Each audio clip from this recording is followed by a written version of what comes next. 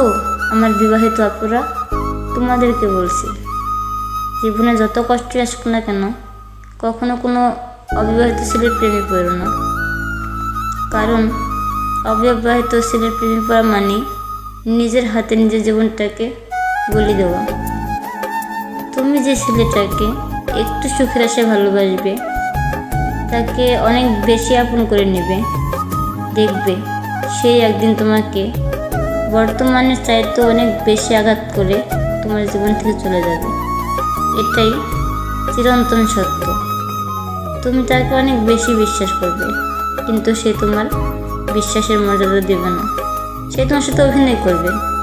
বিবাহিত ছেলেরা মেয়েদেরকে ভালোবাসে না, তাদের সাথে ভালোবাসার অভিনয় করে তাকে ইউজ করার জন্য, তাকে ব্যবহার করার জন্য। তাই বলছি সাবধান। আমি ঠকেছি, কিন্তু তোমরা কেউ ঠকো না।